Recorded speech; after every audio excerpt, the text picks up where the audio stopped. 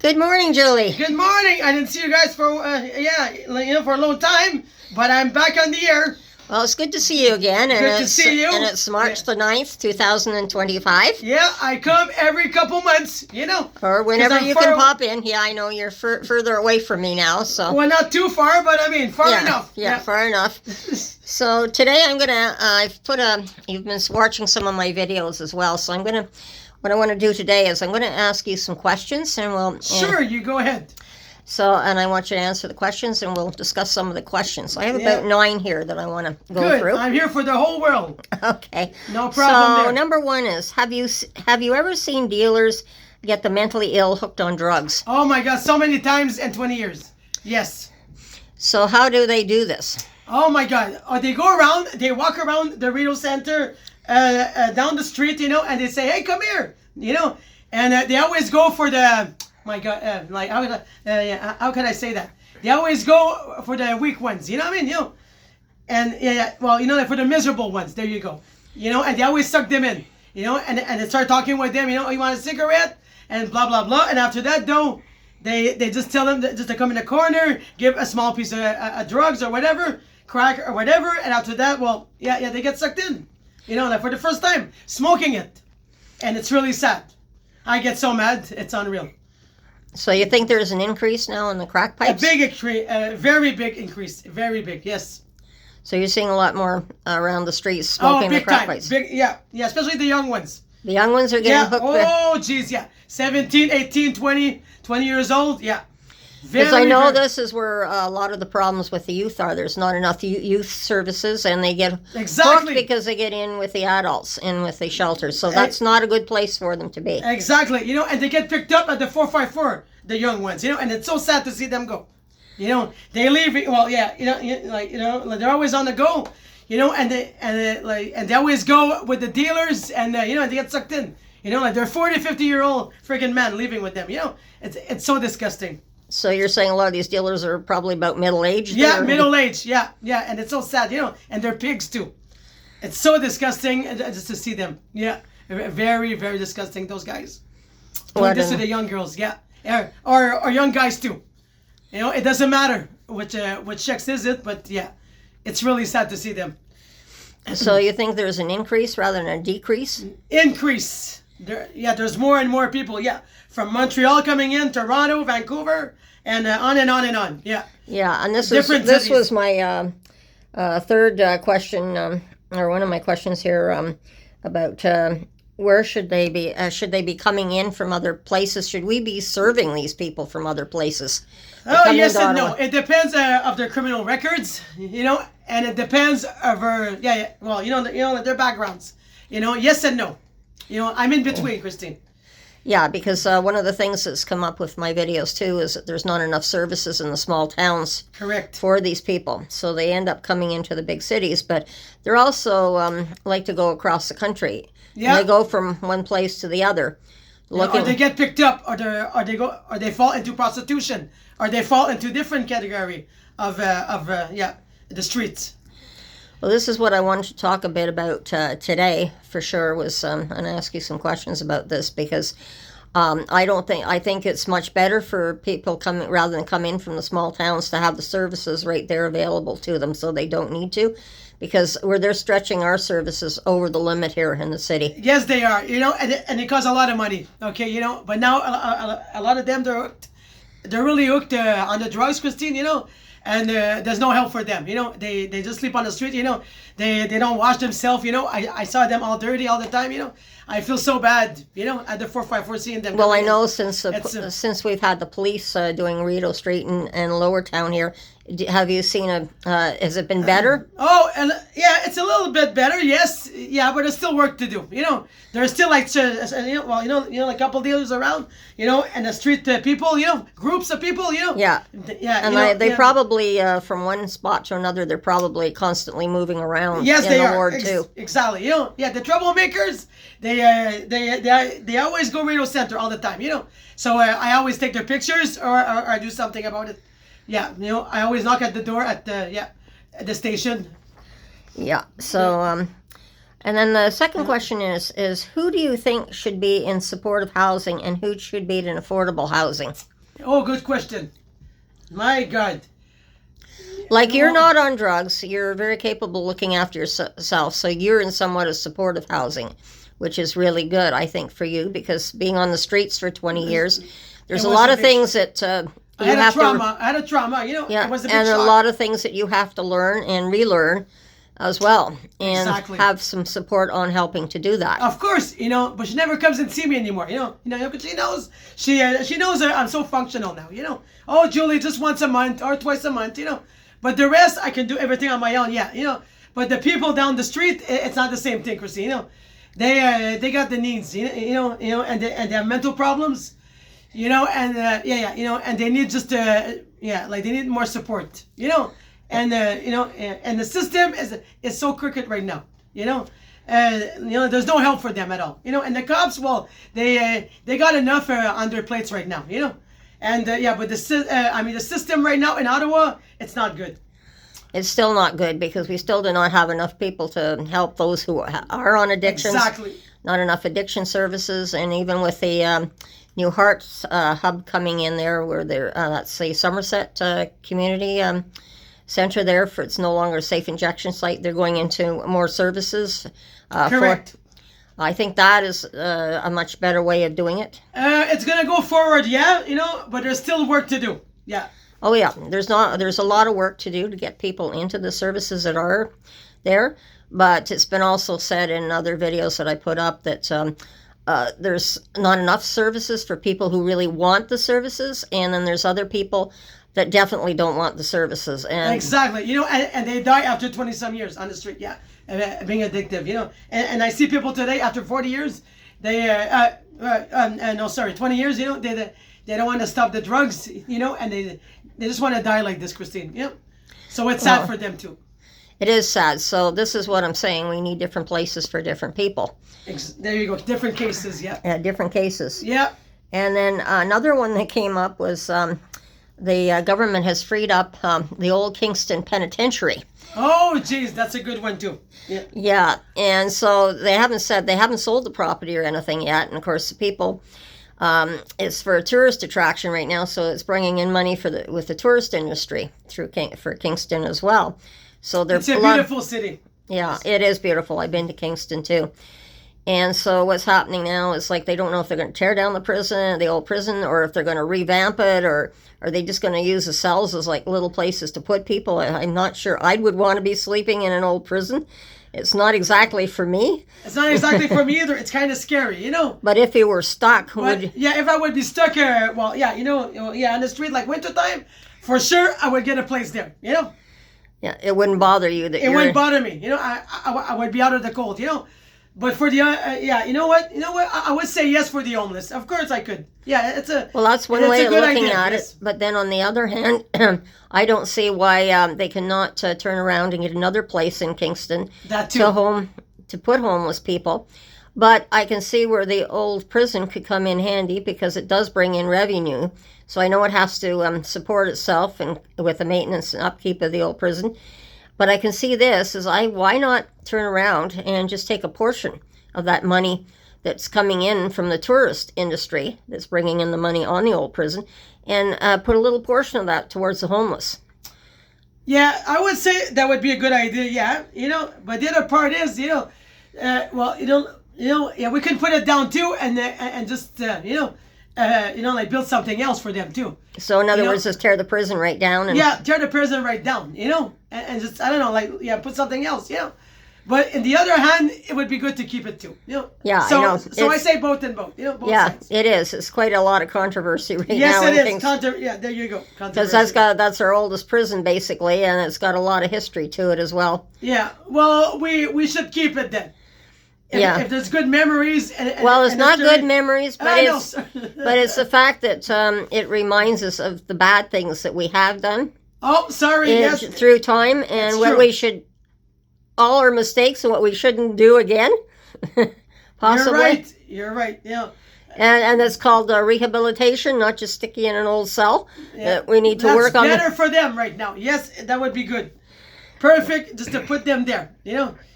think about all the bad things that they did down the street before, right? And then another question is, would you also prefer to live in one of those tiny homes that they build?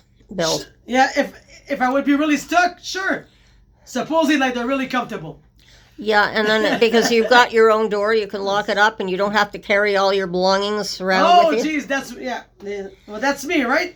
That was me 20 years ago. Yeah. Oh yeah, I But, know you and your parcels. Yeah, if they would, they would have done that with me. I would have been so happy. Yeah. But now it's okay. I got my own place now. But maybe for the next generation, that would be good. Yes. So I know I'm supportive of those type of little housing too. Well, I am too. It's a transitional way of just a first step towards getting people, I think, off the streets. There you go. That's a first step. It's This is awesome. it's not perfect, and we No. have to still get them into affordable housing or supportive housing. Yeah, but it's still a roof for them, right? It's a roof for them, and if So- they can provide services right there on the grounds for people for the support that are living in those tiny houses, I think that would be a really good thing as well. Well, you know what? I agree with that. So we're gonna stick to it, and I want to support them. Yeah, support the city with that, for sure. Okay, and then do you think that everyone should be put in together? For example, the mentally ill, the addicts, former people coming out of prisons, those who lose their homes or apartments, or seniors? No, not at all. It's different category. So they got to be all separated, Christine. That's what I feel too. We have The mental health together, the addiction together. seniors the and house- seniors. Yeah, seniors too. Because seniors have many different needs from Them too. everybody else. The mentally ill have different needs, Exactly, and the addiction. and the addiction, and those that can live by themselves and are okay, then they should have the affordable housing. But this is why I'm really for the supportive housing for these people in different categories that are struggling. Yeah, and they need. Oh yeah, and security 24 hours too. Oh, exactly, Yeah, so just to watch, on them. exactly. Like Especially. something happens, well, at least security. So it's not the same as being in a mental institution. Just for an example, with the mentally ill, they can come back and forth, but if they have security and supports right on the premises, There you go. then the dealers cannot get in the front door or should not be able to get in the front door, and they will have a picture through the cameras and everything of who's coming and who's going. There you go. That's gonna be good. That's gonna be awesome, and I'm ready to support them too. Because they're so vulnerable, and that's the way it should be run for those who are so vulnerable that cannot look after themselves. Their And there's needs. so a lot of, and as you've seen, there's so many women on the street with so many needs, but their needs also come through the abuse that they receive from the men, for exactly the men that come out of the prisons, There you go. abuse them. Yes, yeah, they tried with me 20 years ago. Guys abusing me coming out of jail, and all that. But now today, I want to protect the younger ones. And I'm always. there So for in the what girls. way, 20 years ago, did they approach you and try to abuse you? They tried. But me, I got a strong personality. I got a strong, physical thing. So so they get scared of me, kind of. So. Well, I know you're pretty loud. That helps. That, But what With what the sort board- of thing would they try to get you to do? Oh God, back then. Yeah, back God, then. I gotta rewind it a little bit. Oh my God. Yeah. Oh, come over to my place. To meet me. Meet me there. I'll buy you this. I'll buy you that. And I thought the next day they just abused me mentally. I So said, "No, this no, is what that's they it." do. They Mentally, physically, yeah. So they also promise you gifts all the time. to bring you in. They're sweet talkers, Yeah. and I see the the young girls on the street, going through the same thing as me, and I feel so bad. I just want to run and just I just save them right away. But they don't listen to me sometimes. No, he's a good guy. No, he's not. Yeah. But I mean, some listen to me, some don't. But I always see them crying at Radio Center, Christine. And it's really sad. In a corner getting abused by them. It's I know. really sad to see that. I know it's hard. I'm trying to read off the thing and hang on so to the you phone go here. Okay. And another question is, do you think that our politicians, counselors should spend a week on the streets to see how life is from the shelters to the drop-in centers, sleeping in tents and getting to understand what it is like to be bullied and harassed? Oh yeah, big time. Yeah, big time. go undercover or Yeah. do anything, you know. Well, that's what I also put in here, and I think a counselor should go undercover, like that program that they have, Undercover Yes, Boss. all the Disguise way. yourselves completely so nobody actually knows Oh who God, you big are. time, big time. Just buzz them. Yeah. And the politicians should do that, and maybe Yeah. they would actually see the bullying and what's actually Oh going my on, God, you go and ahead. catch what's wrong in the Yeah, shelters. There, yes, go ahead, guys. You know, I'm supporting that 100%. You know, because I was getting bullied too. You know, but it's not only the clients. You know, the staff they're part of it too. You know what I mean? At the wheel, at the 454, everywhere. You know, like those shelters. You guys go ahead. Well, that's Do where it. I came up with that idea, was watching Oh, Undercover God. Boss one day. Undercover boss. Yes. And I thought, well, it was 100%.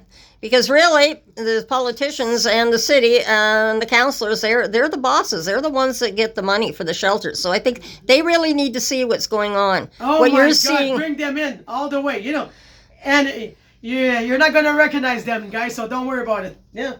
But oh God, I'm with them all the way. Yes.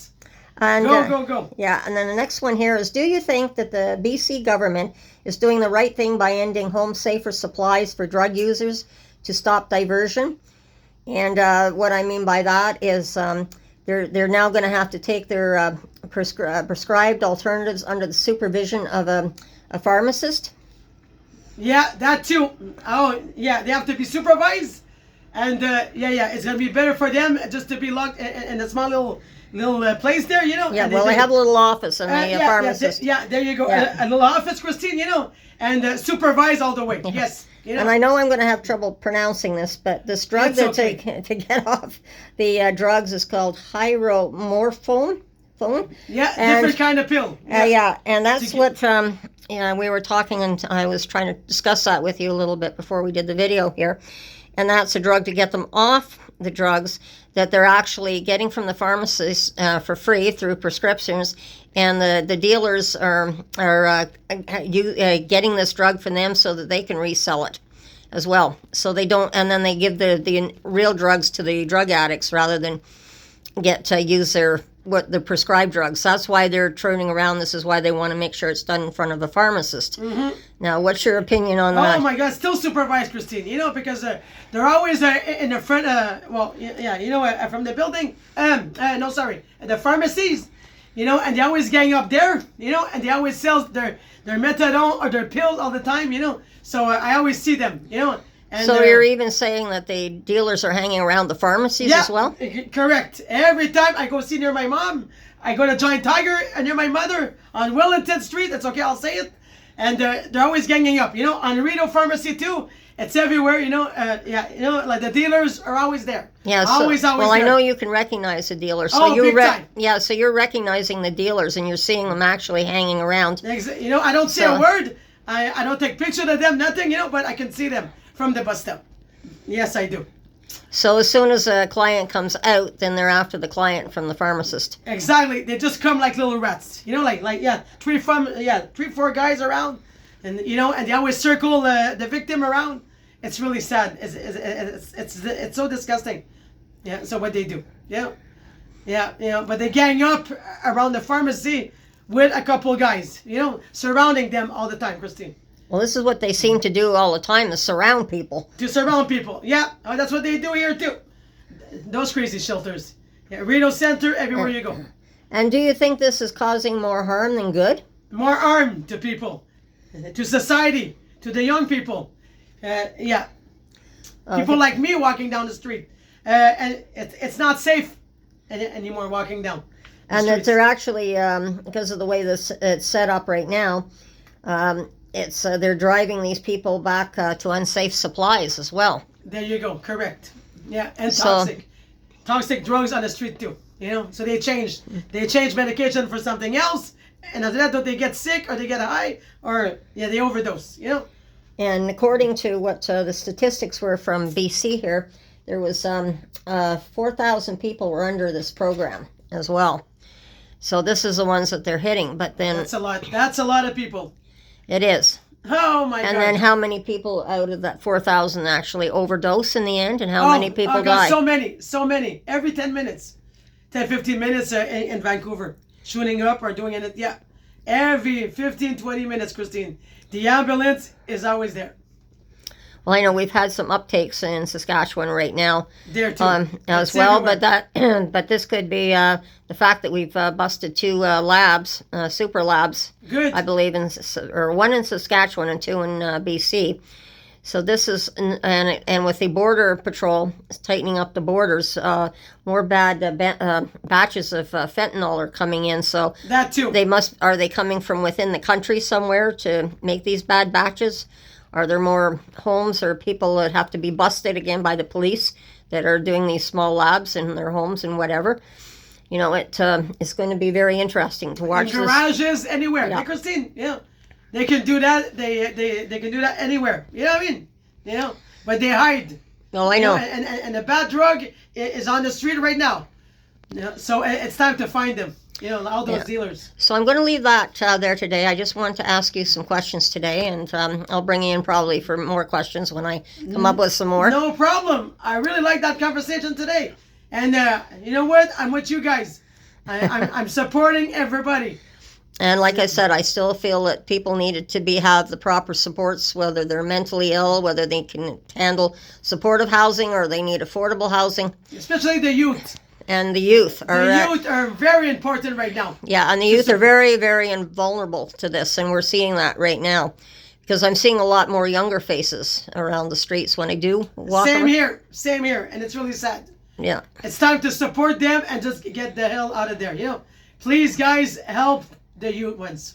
Yeah, and the youth are getting a bit more support too, from what I can see on some of my videos. So everyone is trying, but like I said, with what's going on with the tariffs and the political upheaval that is going on right now, There's still more work to do. Yeah. there's still more work to do. But where it goes, if the government changes, everybody changes their thoughts, and everything is interrupted. And unfortunately, the less fortunate are the ones that end up suffering the most It's them. when things change It's drastically. Yeah, they're young. And the that's old one of my worries, is if the political scene changes too much with all the programs and the funding that is going into place for these. The new government coming in will just simply, oh, we're going to cut this, we're going to cut that, and it won't be there for in the future, because that's what we're going for long term, slowly. It's taking time. Exactly. But right now, everybody's paying the price right now, Christine. You know, especially the young ones, you know, and the old people.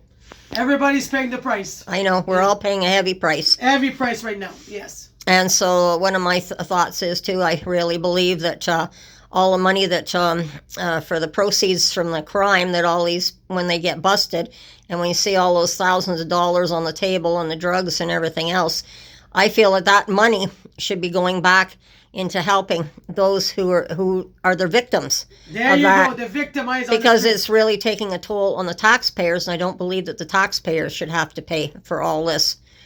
We should be Nonsense recycling criminal. that money Yeah. that's been laundered or whatever, and it's coming out from these cartels and these street people and whoever's getting all this money. And the cars and the mansions and everything, they should be sold, and when sold off, and that money should go back into helping those who are addicted. There you go. The victim people. Yeah. All the money should go to supporting victimized people on the street. So I'm going to leave it there today, and we shall talk again soon. You And take care, guys. yeah, you take care Thanks for too. listening. Okay, and be safe and watch your surroundings, Bye-bye. and we'll talk again soon. Bye bye, everyone. Bye bye.